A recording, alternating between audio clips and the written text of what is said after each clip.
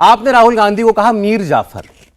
मीर जाफर हमारे देश में किसी गद्दार को कहा जाता है, देशद्रोही को कहा जाता है। आप राहुल गांधी को देशद्रोही कह रहे हैं। देखिए सौरभ जी, यूँ तो आप भी मुस्कुरा करके मेरा अभिनंदन कर रहे हैं और मैं भी मुस्कुराते हुए ये इंटरव्यू दे रहा हूँ क्योंकि ये कर्टियस होता है, मगर ये विषय इतना गंभीर है कि मुझे लगता है ये मुस्कुराने का विषय ही नहीं है। मीर जाफर, राहुल गांधी गद्दार, देशद्रोही, आप सोच के देखिए आखिर ये कहना क्यों पड़ा। राहुल गांधी हिंदुस्तान के एक माननीय कोट अनकोट ऑनरेबल माननीय सांसद हैं। वो कोई साधारण व्यक्ति नहीं है। आप और हम साधारण व्यक्ति हो सकते हैं, आप एक एंकर हैं, मैं एक सिर्फ प्रवक्ता हूँ, एक कार्यकर्ता हूँ, मगर वो सदन में बैठने वाले एक सांसद है। वह सांसद जब देश के बाहर जाता है और बतौर ऑपोजिशन को रिप्रेजेंट करते हुए, क्योंकि वो सबसे बड़े ऑपोजिशन गुट के एक तरह से पूर्व अध्यक्ष भी रहे हुए हैं और एक नेता भी हैं, और वहाँ जाकर कैम्ब्रिज यूनिवर्सिटी में तथाकथित कोट अनकोट इंटेलेक्चुअल्स के बीच में बैठ करके कहते हैं कि हिंदुस्तान में डेमोक्रेसी समाप्त हो चुकी है, हिंदुस्तान में आज लोकतंत्र नहीं है, और जो तथाकथित प्रोटेक्टर्स ऑफ डेमोक्रेसी हैं, जो लोग लोकतंत्र को रक्षा करने का काम करते हैं विश्व में, वैसा यूरोप और यूएसए अमेरिका वो कहाँ है? Why are they quote unquote oblivious? वो क्यों नहीं इसका संज्ञान ले रहे हैं? वो कुछ कर क्यों नहीं रहे हैं? ये ओपन इन्विटेशन है किसी विदेशी भूमि में जाकर दूसरे देशों को हिंदुस्तान के इंटरनल मैटर्स में, हिंदुस्तान जो सबसे वाइब्रेंट डेमोक्रेसी है, उसमें घुसपैठ करने का एक ओपन इन्विटेशन है। मीर जाफर क्यों कहा गया? बैटल ऑफ प्लासी हम सब ने पढ़ा है। मीर जाफर वह व्यक्ति था जिसकी आकांक्षाएं बहुत बड़ी थी। वो नवाब बनना चाहते थे। बंगाल के नवाब बनने के चाहत में उन्होंने ईस्ट इंडिया कंपनी को आमंत्रित किया और ईस्ट इंडिया कंपनी ने उन्हें ब्राइब किया कि ठीक है, हम आपके साथ लड़ेंगे मीर जाफर, बदले में जब आपको हम नवाब बना देंगे तो आप हमें कुछ जमींदारी भेंट करना। हुआ वही।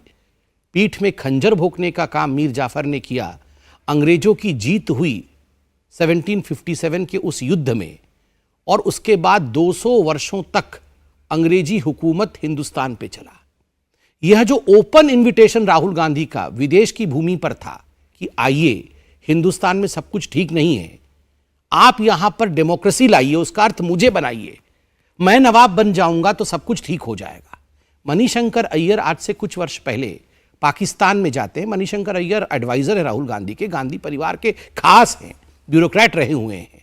वो पाकिस्तान में जाकर कहते हैं कि हमें मोदी को हटाना होगा, यहाँ से मोदी सरकार गिरानी होगी और हमें वहाँ पर आपको बैठाना होगा।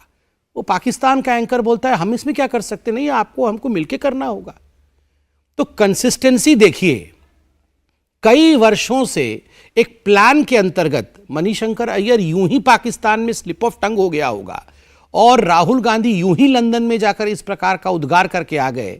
ये यूं ही नहीं है, ये कंसिस्टेंट है। आप राहुल गांधी पर यह इल्जाम लगा रहे हैं कि वो अंग्रेजों, मतलब अब वो वाले अंग्रेज नहीं, कॉलोनियलिज्म वाले अंग्रेज, मतलब विदेशों की सरकारों के साथ मिलकर भारत की सरकार गिराना चाहते हैं और खुद भारत की गद्दी पर बैठना चाहते हैं, खुद प्रधानमंत्री बनना चाहते हैं। अब वो जमाना तो है नहीं कि कोई वहां से लश्कर लेकर के चलेगा या वहां से कोई ब्रिटिश कंपनी की फौज चलेगी और यहां पर भारत की सेना को हरा करके राहुल गांधी को गद्दी पर बैठा देगी। ऐसा तो होता नहीं है। तो इसीलिए ये बात गले नहीं उतरती है जो आरोप आप लगा रहे हैं। देखिए, एक ना हमारे संस्कृति में और हमारे आप ट्रेडिशंस में देखेंगे तो कहा गया है स्थान काल पात्र। उस समय सन में जो होता था 1757 में जो था, वो स्थान के हिसाब से और काल के हिसाब से, समय के हिसाब से उस पात्रता में परिवर्तन आता है। तो आज युद्ध घोड़ों पर बैठकर नहीं होता है, आज मार्केट में युद्ध होता है, इन्वेस्टमेंट में होता है। कौन सा देश मैन्युफैक्चरिंग में कितना आगे गया है, कौन से देश में कितनी इन्वेस्टमेंट हो रही है। इन्वेस्टमेंट अगर हिंदुस्तान में बढ़ना है तो हिंदुस्तान के माहौल को हम ग्लोबल परिधि में, वैश्विक परिवेश में किस प्रकार से प्रेजेंट करते हैं। आप हमारे प्रधानमंत्री जी को देखिए, आज ग्लोबल लीडर हैं। कोई भी सर्वे विश्व में कहीं भी हो रहा है, आज इटली की प्रधानमंत्री कह रही हैं कि he is the most lovable person of the world. आज पूरा विश्व कह रहा है कि अगर यूक्रेन और रशिया के बीच में युद्ध को कोई युद्ध विराम की तरफ ले सकता है, विश्व में कोई शांति स्थापित कर सकता है, तो उस व्यक्ति का नाम नरेंद्र मोदी है। आज IMF मॉनिटरी फंड जो है वो कह रहा है कि इंडिया ब्राइट स्पॉट है, नरेंद्र मोदी जी ने कमाल कर दिया। मगर आप लंदन में जाकर कहते हैं कि इंडिया में डिस्कॉर्ड है, वहां डेमोक्रेसी नहीं है, यहां सब कुछ खत्म हो चुका है, इंडिया खत्म हो चुका है, इंडिया टूट चुका है, you are discouraging the manufacturers. आप इन्वेस्टर्स को आने नहीं देना चाहते। यही तो युद्ध है आज। आज फाइनेंशियल मार्केट में ईस्ट इंडिया कंपनी लड़ती है, कोई बैटल ऑफ प्लासी नहीं होता है, वो बैटल ऑफ फाइनेंसेस होता है। तो स्वाभाविक रूप से आज का मीर जाफर वो भारत को बदनाम करेंगे, भारत को डिस्क्रेडिट करेंगे, लोग Narrative. यहां आने से कतराएंगे। एक नरेटिव होता है। और देखिए, बार बार जब कहा जाता है कि India is the rape capital, आपने जाके विदेश में, राहुल गांधी जी ने विदेश में कहा India is the rape capital. Rahul Gandhi ji ने अभी लंदन में कहा कि यहां जो इंस्टीट्यूशंस हैं वो कॉम्प्रोमाइज्ड हो गई हैं, जुडिशरी कॉम्प्रोमाइज्ड हो गया है, वो कॉन्स्ट्रेन्ड है। उन्होंने कहा मीडिया आज कॉम्प्रोमाइज्ड है। उन्होंने कहा यहां की इंस्टीट्यूशंस डीप स्टेट द्वारा अफेक्टेड है। हमारी जो इंस्टीट्यूशंस हैं, डीप स्टेट, कोट अनकोट, ये शब्द कौन प्रयोग करता है? चाइना में आईएसआई के लिए विश्व में अगर डिस्कशन होता है तो डीप स्टेट का इस्तेमाल किया जाता है। आज आप देखिए, राहुल गांधी जी वर्ल्ड फोरम में बहुत चुपके से इस शब्द को, भारतीय जनता पार्टी, आरएसएस और इंडिया के लिए इस शब्द को वो कहीं ना कहीं प्लांट करने का काम कर रहे हैं।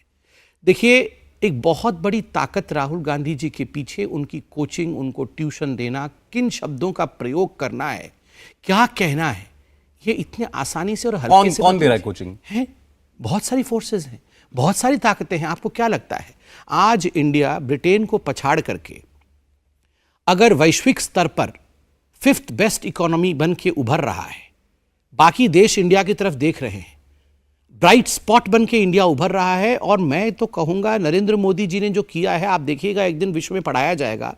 कोरोना के इतने बड़े वार को सहने के बाद विश्व में जिस प्रकार की मंदी आई, भारत को वहां से उबार के ले जाना, 2-2 वैक्सीन बना करके विश्व हंस रही थी कि ये हिंदुस्तान नहीं सकेगा, 135 करोड़ लोग, कहां से इतने लोगों को वैक्सीनेशन करा पाना, सभी को वैक्सीनेशन करा देना। और ये सारी चीजों में आपको क्या लगता है कोई ताकत ऐसा नहीं होगा बाहर जिसको लगता होगा अरे मेरा मार्केट लुट जाएगा, मेरे को मार्केट चाहिए, ये कहां से आगे बढ़ रहा है, ये तो वैश्विक शक्ति बन जाएगा, इसको रोकने की आवश्यकता है।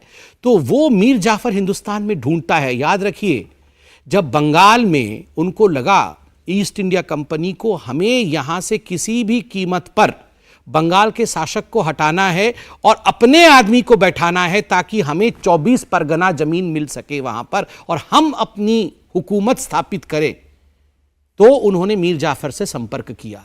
तो स्वाभाविक है। इंडिया टीवी हर वक्त हर जगह डाउनलोड करने के लिए सर्च करें India TV news Google play store या ऐप स्टोर पर।